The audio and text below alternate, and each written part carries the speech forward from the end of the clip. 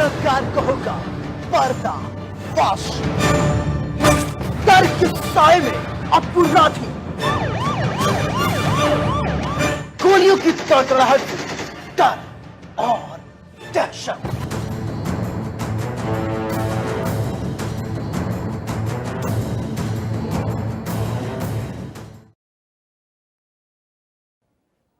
इंसानियत और जुर्म का पूरा नाता है। हमारे चारों ओर फैला जुर्म का मकर जाल।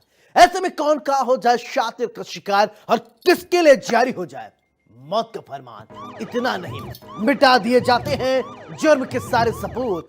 जुर्म दर जुर्म, कत्ल दर कत्ल जारी है अपराध की दुनिया का काला कारोबार। लेकिन हम आपको सच दिखाएंगे, क्योंकि गुनाह कहीं भी कभी भी किसी के हाथों हो सकता है। नमस्कार, मैं हूं सौरभ त्रिपाठी और आप देख रहे हैं गुनाह।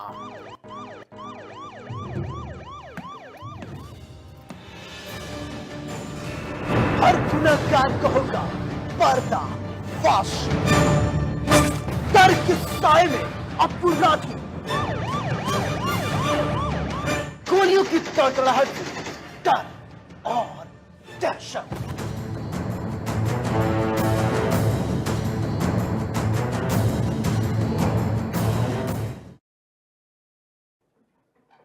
अब तक आपने देखा होगा कि मां बाप अपने बच्चों के लिए उस छांवदार वृक्ष की तरह होते हैं जो जीवन भर उनका ख्याल रखते हैं।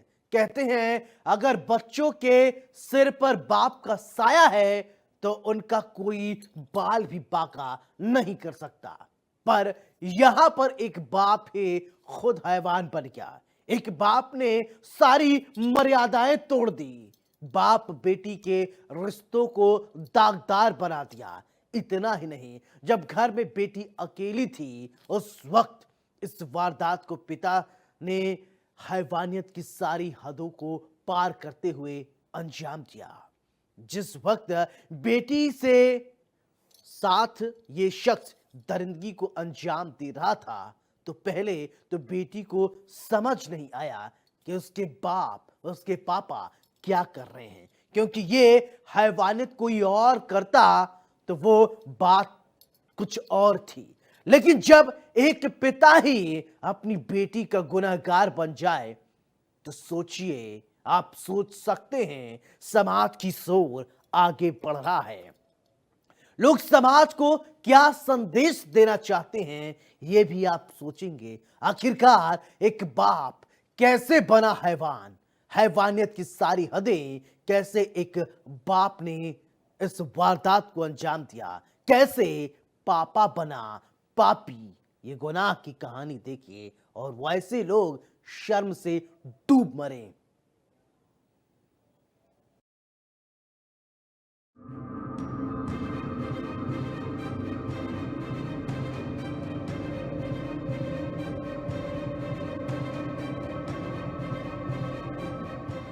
कलयुगी पिता की काली करनी, इंसानियत शर्मसार। पिता ने रिश्ता किया दागदार, बेटी के साथ दरिंदगी, हैवानियत की सारी हदें पार। मां पहुंची थाने, कहा पति कर लो साहब गिरफ्तार। संभल के हजरत नगर गढ़ी थाना क्षेत्र में रिश्ते को शर्मसार करने वाले पिता से हैवान बने शख्स की काली करतूत सामने, जिसने हर किसी को परेशान कर दिया। जिसने भी इस वारदात के बारे में सुना तो उसने दांतों तले उंगली दबा कि आखिरकार एक पिता अपनी बेटी के साथ दरिंदगी कैसे कर सकता है। लेकिन साहब कलयुग है, अब कौन पिता, कौन भाई, कौन क्या कुछ मायने नहीं रखता। सारे रिश्तों को लोग ताक पर रख दे रहे हैं। भूखे भेड़ियों की तरह अपनी हवस की भूख को मिटा रहे हैं। बेटी को लेकर थाने पहुंची मां। इस हैवानियत की खबर पुलिस को तब लगी जब मां खुद अपनी बेटी को थाने लेकर पहुंची। मां ने बताया कि उसके पति ने बेटी के साथ रेप किया, उसे गिरफ्तार किया जाए। पीड़िता की मां ने बताया बीते दिन में वो घर में नहीं थी। इसी बीच आरोपी ने बेटी को हवस का शिकार बनाया। बेटी ने विरोध किया तो डराया, धमकाया। साथ ही बताया कि पीड़ित बच्ची मुरादाबाद की नगर पंचायत मोहम्मदपुर माफी के एक इंटर कॉलेज में कक्षा 12 की छात्रा है। वो 3 भाई बहनों में दूसरे नंबर की। बड़ा भाई और छोटा भाई पढ़ाई करते हैं। बेटी ने माँ को बताई आप बीती। पे एक भेड़िए ने अपनी ही बेटी को अपनी हवस का शिकार बना डाला।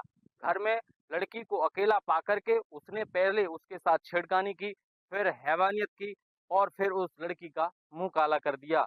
यह वारदात जब हुई उसके बाद उसकी माँ जब घर में आई तो लड़की ने सारी बात अपनी माँ को बताई। माँ ने सारे मोहल्ले को ये बात बताई। इस बात को सुनने के बाद पूरे क्षेत्र में एक सनसनी का माहौल पैदा हो गया।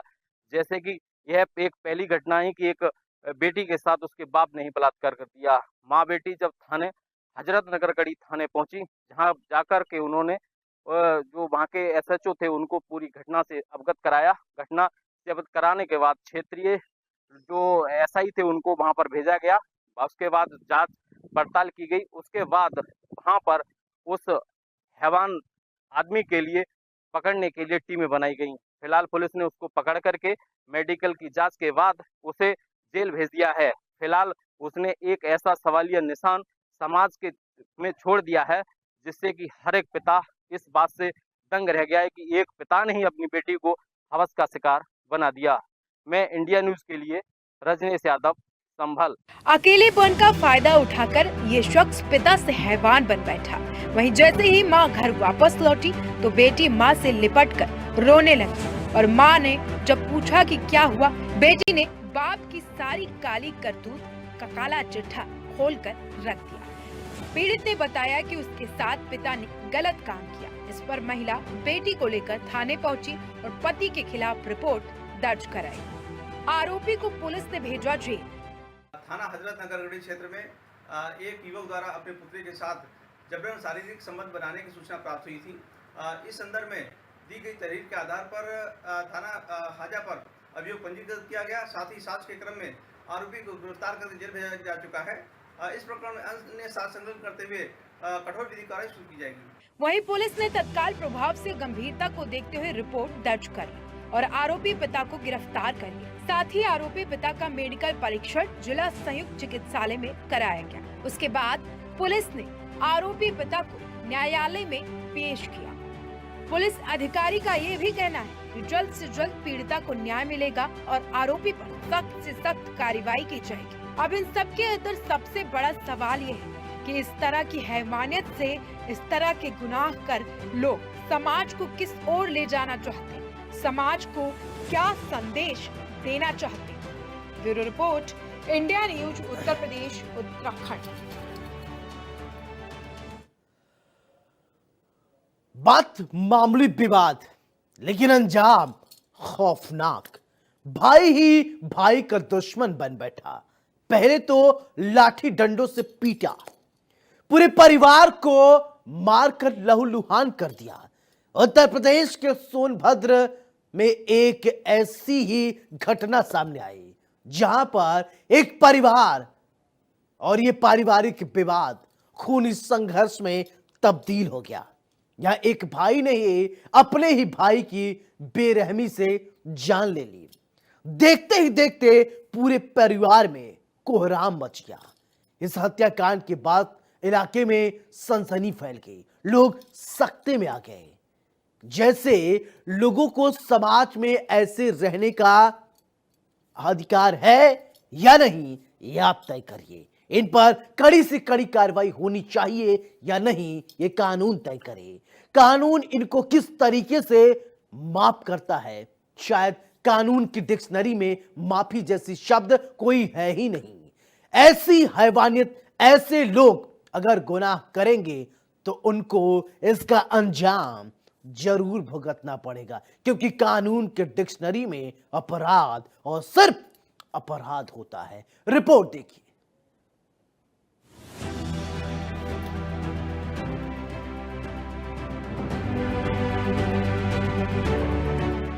बात मामूली विवाद, लेकिन अंजाम खौफनाक। भाई ही भाई का दुश्मन बन बैठा। पहले तो लाठी डंडों से पीटा, पूरे परिवार को मार मार कर लहूलुहान कर दिया। उत्तर प्रदेश के सोनभद्र से एक ऐसा ही मामला सामने आया जहां पर एक पारिवारिक विवाद खूनी संघर्ष में बदल गया। यहां एक भाई ने ही अपने भाई की बेरहमी से जान ले ली। देखते ही देखते पूरे परिवार में मातम छा गया। मामूली विवाद बना मौत का कारण। पूरा मामला सोनभद्र के चौपन थाना क्षेत्र के बिलदहा गांव का है, जहां पर मामूली विवाद को लेकर दो भाइयों के बीच जमकर मारपीट हुई, जिसमें छोटा भाई वीरेंद्र गंभीर रूप से घायल हो गया। उसे इलाज के लिए सामुदायिक स्वास्थ्य केंद्र चौपन ले जाया गया, जहां प्राथमिक उपचार के बाद जिला अस्पताल रेफर कर दिया गया। वहीं जिला अस्पताल में इलाज के दौरान उसकी मौत हो गई। भाई भाई में लड़ाई नौबत हत्या तक आई। परिजनों का कहना है कि फूल के पौधे पर मृतक वीरेंद्र के बेटे ने पेशाब कर दी थी और यही बात बड़े भाई राजेंद्र को नागवार गुजरी और देखते ही देखते आरोपी राजेंद्र पत्नी और अपने बेटों के साथ मिलकर वीरेंद्र की लाठी डंडों से पिटाई कर ली। तब तक लाठियां बरसाते रहे जब तक वीरेंद्र अधमरी हालत में नहीं हो गया। वहीं वीरेंद्र के बच्चे और पत्नी बीच बचाव करने आए तो उन पर भी लाठियां बरसाई गई। 4 बजे नाच के आल बस पूछे लगते कहाँ बाकर मेहरारू 5000 रुपया के बलात्कार करब। अब वही पर लड़कवा निकल के आल का सुना सुना भैया पहले समझ लिया बात, बस उतना कहना के बस झापर शुरू हो गया। बस उठा के पटक दिले, पटक कर लगल मार है। हम ढोंस दिले सच्चा धै के नाली है, नाली में गिर गई। ओकरे बाद मार के और ओकर मुँह से जब बलट बिगा गल तो हम कहे हाँ लड़के वहाँ तो मरी गया। अब अपने गयल बस चपा कर अपन नहाय के फरार। हम चाहत तो वो है सर के का कहीं जैसे ये बेटवा जान कर तो सब उन्होंने जान जाए चाहिए। पीड़ित परिजनों का कहना है कि जिस तरीके से मेरे बेटे की पीट कर हत्या की गई, ठीक उसी तरह से कानून की तरफ से आरोपी राजेश को सख्त से सख्त सजा मिलनी चाहिए। 24/5/2025 को थाना क्षेत्र चौपन के ग्राम बिलदहा की रहने वाली एक महिला द्वारा थाने को तहरीर दी गई कि कल दिनांक 23/5/2025 को महिला के पति विंध्याचल के बड़े भाई, इसकी पत्नी और इसकी पुत्री द्वारा अचानक हुए झगड़े के बाद लाठी डंडे से काफ़ी मारा गया और जिनको प्राथमिक उपचार हेतु CHC चौपन में भर्ती कराया गया था, जहां से चिकित्सकों द्वारा उन्हें रोड़ी जिला चिकित्सालय में रेफर कर दिया गया और कल देर रात्रि इलाज के दौरान उनकी मृत्यु हो गई। तीनों अभियुक्तों को पुलिस द्वारा हिरासत में ले लिया गया है और सुसंगत धाराओं में अभियोग पंजीकृत कर दिया गया है और अग्रिम विधिक कार्रवाई की जा रही है। हालांकि इस मामले को लेकर CO सिटी चारू द्विवेदी ने बताया कि छोटी सी बात को लेकर आपस में हुए विवाद में मृतक की जान चली गई। पुलिस ने शव को कब्जे में लेकर पोस्टमार्टम के लिए भेज दिया है और आगे की कार्रवाई शुरू कर दी है। इस समय हम सोनभद्र के पोस्टमार्टम हाउस पर हैं और यहाँ एक बेहद मार्मिक घटना प्रकाश में आया है। मामला सोनभद्र के चौपन थाना क्षेत्र के बिलदहा गांव का है, जहां राजेंद्र और वीरेंद्र दोनों सगे भाइयों में वीरेंद्र के बेटे द्वारा फूल के पौधे पर पेशाब करने को लेकर दोनों भाइयों में विवाद छिड़ा और विवाद इतना छिड़ा कि राजेंद्र अपने और अपने पत्नी व बच्चों के साथ वीरेंद्र के ऊपर जमकर लाठी डंडों से प्रहार किया, जिससे वो गंभीर रूप से घायल हो गया और उसे इलाज के लिए जिला अस्पताल लाया गया, जहां इलाज के दौरान उसकी मौत हो गई। वहीं पुलिस ने शव को कब्जे में लेकर पोस्टमार्टम के लिए भेज दिया है। इस समय पोस्टमार्टम की कार्रवाई हो रही है। Anshuman Pandey, India news, Sonbhadra. इस हत्याकांड के बाद से इलाकाई लोग यही कह रहे हैं कि इन जैसे लोगों को समाज में रहने का कोई हक नहीं। इन पर सख्त से सख्त कार्रवाई होनी चाहिए। इनको कानून किसी भी हालत में माफ ना करे। Bureau report, India news, Uttar Pradesh, Uttarakhand. गजब हो गया।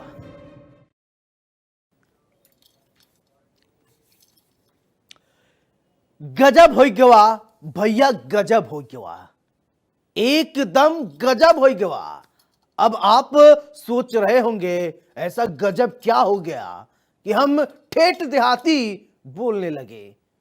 काहे कि बात ही कुछ ऐसा है।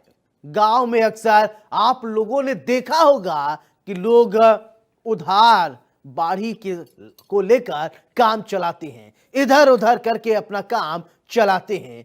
काहे कोई कहे अपनी नौकरी हमें उधार दे दे, तो ये तो पहली बात सुना है। ऐसा ही एक मामला एटा से देखने को सामने आया। यहां पर एक शख्स उधार की नौकरी करने के लिए चला आया। जरा भी उसे न तो डर था और न ही पकड़े जाने का खौफ और न ही झिझक। सीधा सीना ताने पहुंच गया। कोर्ट धोखा भी वहां पर खाकर आपको बता दें, वहां पर सारी सच्चाई खुद ब खुद निकल आती है। कोई शख्स के अंदर शान से जाता है, कोई कोर्ट के अंदर शान से जाता है और कोई वेरिफिकेशन के लिए बैठता है।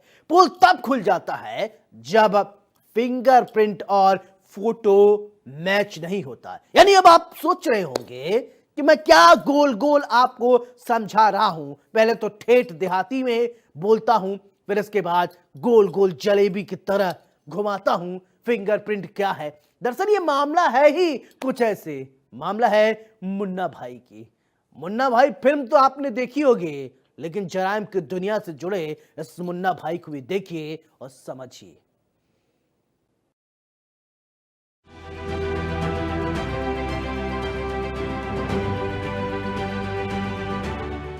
जेल की सलाखों के पीछे मुन्ना भाई 10 लाख रुपए देकर दिलाई थी परीक्षा।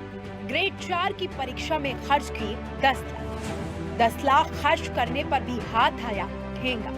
फिंगरप्रिंट मैच न होने पर पकड़ा गया मुन्ना भाई। एटा से एक चौंकाने वाला मामला सामने आया। डिस्ट्रिक्ट कोर्ट में एक मुन्ना भाई को गिरफ्तार किया गया। अब तक आपने परीक्षा के दौरान पकड़े गए मुन्ना भाई के बारे में तो सुना हो और सुनते चले आए हैं, लेकिन ये मुन्ना भाई सबसे अलग है, क्योंकि इसकी हिम्मत की दाद तो देना बनता है। हिम्मत इतनी, पहले तो अपनी जगह पर किसी और से ग्रेड 4 की परीक्षा 10 लाख रुपए देकर दिलाई और अब पहुंच गए साहब खुद नौकरी हथियार। लेकिन नौकरी मिलने से पहले इनकी पोल पट्टी खुल गई। पोल खुलते ही ये साहब कोर्ट के अंदर गिरफ्तार कर लिए गए। यूपी के एटा में एक सॉल्वर गिरोह का बायोमेट्रिक सिस्टम के जरिए खुलासा हुआ है। दरअसल इलाहाबाद हाईकोर्ट ने 19 ग्रेड डी की वैकेंसी निकाली थी, जिनमें एक पद ड्राइवर का था।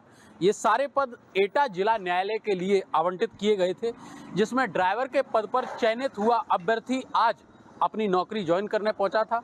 जब नियुक्ति पत्र देने के बाद में नाजिर कार्यालय में उसका बायोमेट्रिक सिस्टम से दोबारा पहचान को वेरीफाई किया गया तो उसके फोटो और फिंगरप्रिंट मैच नहीं हुए, जिसके बाद जो नाजिर हैं उन्होंने आरोपित को हिरासत में लेके पूछताछ की तो पता चला कि आगरा के टेढ़ी बगिया निवासी सॉल्वर गैंग के सदस्य मनोज के द्वारा इस अभ्यर्थी की परीक्षा दी गई थी और मेडिकल में भी मनोज ही शामिल हुआ था। इस फर्जीवाड़े का खुलासा होने के बाद में जिला न्यायालय में कार्यरत पुलिसकर्मियों और नाजिर ने आरोपित को हिरासत में ले लिया और उसे लेकर कोतवाली नगर पहुंचे, जहां नाजिर की तहरीर पर उसके खिलाफ मुकदमा दर्ज किया गया है और अब आरोपी सलाखों के पीछे है। कहां इनके ख्वाब थे कि कोर्ट के अंदर बड़े ही शान से बाबू बनकर सूट बूट पहनकर घूमते नजर आएंगे, लेकिन एक जांच ने सारे किए कराए पर पानी फेर दिया। शायद इनको पता होता कि 10 लाख के बदले थोड़ी अक्ल भी ये दूसरे की उधार ले लेते। ये इसलिए कह रहे हैं क्योंकि अब प्रशासनिक तौर पर इन जैसे मुन्ना भाइयों से निपटने के लिए फिंगरप्रिंट और फोटो स्कैन रखा गया है। लेकिन ये साहब भूल गए थे कि परीक्षा तो 10 लाख देकर करवा ली, लेकिन वेरिफिकेशन के लिए खुद पहुंच गए। इन्हें अगर पहले से पता होता तो वे वेरिफिकेशन भी उसी से करवा लेते जिसे 10 लाख दिए थे। फाइल में रौजोत कर मनोज ने दी परीक्षा। इन साहब के फाइल के जब पन्ने उल्टे गए तो पता चला कि ये परीक्षा प्रयागराज में एनटीए की तरफ से कराई गई थी। परीक्षा के दौरान साल भर मनोज ने आरोपी रौजोत से 10 लाख रुपए लेकर इनकी जगह पर परीक्षा दी थी। 64 पदों की कुल वैकेंसी निकाली गई थी और जब इन पदों पर सिलेक्शन हुआ तो इनकी खुशी का ठिकाना नहीं था। लेकिन प्रशासन की सतर्कता और इन साहब की लापरवाही ने सारे किए कराए पर पानी फेर दिया और इनके 10 लाख भी डूब गए। परीक्षाओं में नकल हो या फिर बायोमेट्रिक सिस्टम के जरिए किसी भी बड़ी परीक्षा में सेंध लगाने का मामला हो, ऐसे कोई भी प्रकरण जब सामने आते हैं तो एटा जिला इनसे अछूता नहीं रहता है। इससे पहले भी विदित हो कि यूपी बोर्ड की परीक्षाओं में भी योगी सरकार की किरकिरी एटा से ही हुई थी, जहां गणित का पेपर लीक हुआ था। और अब जो इलाहाबाद हाईकोर्ट के पत्रांक संख्या 584 जो दिनांक 26 अप्रैल को जारी हुआ था, जिसके तहत एटा जिले में 19 ग्रुप डी के कर्मचारियों की भर्ती होनी थी, जिसमें एक पद ड्राइवर के लिए भी आरक्षित किया गया था। यह पद अनुसूचित जाति और जनजाति के लिए प्राथमिकता पर रखा गया था। इसी के क्रम में रवजोत सिंह नाम के एक व्यक्ति ने आवेदन किया था और सारे परीक्षाएं उत्तीर्ण करने के बाद आज जब वो जिला न्यायालय में अपनी नियुक्ति पत्र को लेने पहुंचा, तो जहां उसकी जो बायोमेट्रिक पहचान दोबारा से कराई गई, तब इस धांधली का खुलासा हुआ है। ये धांधली सामने आई है। तब ये पता चला है कि रवजोत सिंह की जगह आगरा के टेढ़ी बगिया निवासी किसी मनोज ने परीक्षा दी थी और मेडिकल फिटनेस सर्टिफिकेट भी उसी मनोज का हुआ था, लेकिन नाम रवजोत का था। इस पूरे प्रकरण में मुकदमा दर्ज होने के बाद अब मामले की जांच सीओ सिटी एटा को सौंपी गई है और आरोपी सलाखों के पीछे है। वीडियो जर्नलिस्ट राहुल यादव के साथ अतुल यादव, इंडिया न्यूज एटा। लालच में मुन्ना भाई ने काम बिगाड़ा, हाथ आया ठेंगा। लालच के मारे इन साहब को सूझा कि चलो जिस तरह से परीक्षा में धांधली की, ठीक उसी तरीके से नौकरी भी हाथ लग जाएगी। लेकिन अधिकारी तो सवा शेर निकले। फोटो और फिंगरप्रिंट ना मैच होने पर इन साहब को धर दबोचा और पुलिस बुलाई। फिर क्या, जिस कोर्ट के अंदर ये साहब शान से चलने की सोच रहे थे, वहीं से पुलिस इन्हें हाथों में हथकड़ी पहनाकर लेकर जा रही थी। एक तरफ इनके सारे हाथ चकनाचूर हुए, उसके साथ पूरे गांव समाज में इनकी थू थू होने लगी। हर तरफ लोगों की जुबान पर बस यही था कि बड़े आए बाबू बनने। साथ ही एक कहावत इन साहब के किरदार पर बिल्कुल सटीक बैठती है, पढ़े लिखे नहीं, एक अक्षर बोले हार से। वहीं ये भी कहा जा रहा है कि अगर पहले की तरह व्यवस्थाएं होती तो इन जैसे न जाने कितने लोग पैसे के दम पर बिना पढ़े लिखे ही नौकरी हासिल करते। सवाल ये भी है कि इस तरह की लापरवाही से न सिर्फ समाज को गलत मैसेज जा रहा है, बल्कि व्यवस्थाओं पर भी तमाम सवाल उठ रहे हैं। Bureau report, India news, Uttar Pradesh, Uttarakhand. भैया देखिए, अगर जिंदगी में कुछ बनना है तो पहले पढ़िए लिखिए। अब ऐसे ही आप जाकर बाबू बन जाएंगे, बाबू साहब बन जाएंगे, ये तो नहीं चलने वाला है। हमारा मकसद आपको डराना नहीं है, आपको बताना है समाज में किस तरीके से जराइम की काली कहानी बोनी जा रही है। कल फिर मिलेंगे कुछ और काली कहानियों के साथ। तब तक दीजिए अपने दोस्त सौरभ त्रिपाठी को इजाजत। लेकिन चलते चलते दोस्तों एक गुजारिश, सावधान रहें, सुरक्षित रहें, अपना अपने परिवार का बहुत ख्याल रखें, क्योंकि जमाना बहुत खराब हो रहा है। गुनाह में मेरे साथ फिलहाल इतना ही।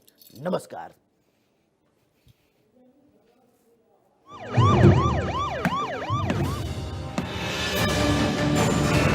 हर गुनहगार को होगा पर्दा फाश। डर के साए में अपराधी, गोलियों की तड़तड़ाहट, डर और दहशत।